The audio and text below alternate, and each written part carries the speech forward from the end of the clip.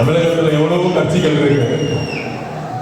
ஆனா இங்க வேற கொடி கிடையாது. தமிழக வெற்றி கழகத்தோட கொடி மட்டும் இருக்குன்னா வரக்கூடிய 2026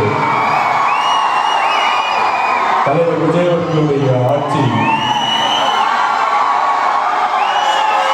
அப்படிங்கிற உங்களுடைய குரலா நான் ஒரு நம்பிக்கையா எடுத்துக்கிறேன்.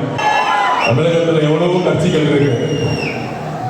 ஆனா இங்க வேற கொடி கிடையாது. தமிழக வெற்றி கழகத்தோட கொடி மட்டும் இருக்குன்னா வரக்கூடிய 2026 தலைவர் விஜய் அவர்களுடைய ஆட்சி அப்படிங்கிற உங்களுடைய குரலா நான் அண்மை செய்தியை பார்த்து கொண்டிருக்கிறோம். நாகர்கோவில் ஸ்காட் கிறிஸ்தவ கல்லூரியில் தாவேக கொடியை ஏந்தி மாணவர்கள் கோஷம் எழுப்பியது சர்ச்சையாக இருக்கிறது. கல்லூரி ஆண்டு விழாவில் மாணவர்கள் தமிழக வெற்றி கழக கொடியை ஏந்தி கோஷம் எழுப்பியதால் அந்த நிகழ்வானது சர்ச்சையை ஏற்படுத்தி இருக்கிறது.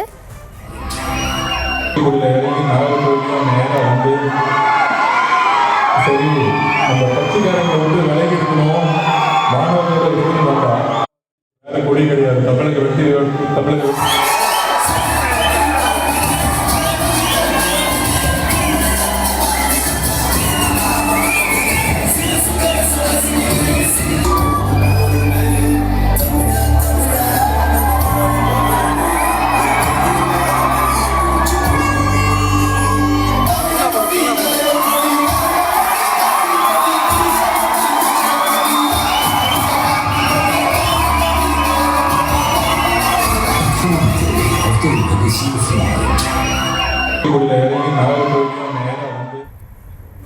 கல்லூரி ஆண்டு விழாவில் மாணவர்கள் தமிழக வெற்றி கழக கொடியை ஏந்தி கோஷம் எழுப்பியிருக்கிறார்கள். அந்த நிகழ்வில் சிறப்பு விருந்தினராக ஆதவர்ஜுனா கலந்து கொண்டதால் தாவேக கொடி காட்டப்பட்டதாகவும் ஆதவர்ஜுனா மேடைக்கு சென்றபோது தாவேக பாடலை ஒலிக்கவும் செய்திருக்கிறார்கள். இந்த நிகழ்வானது சர்ச்சையாக இருக்கிறது.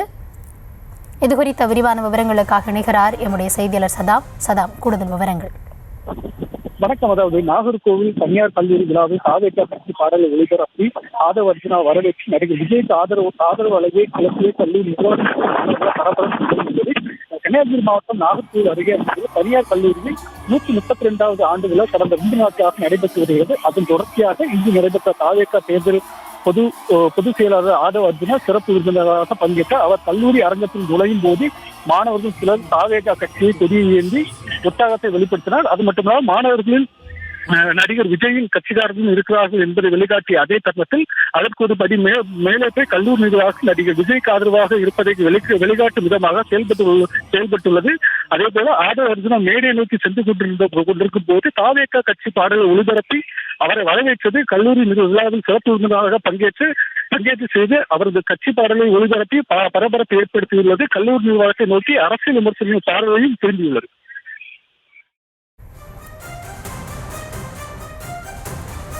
விவரங்களுக்கு நன்றி சதா.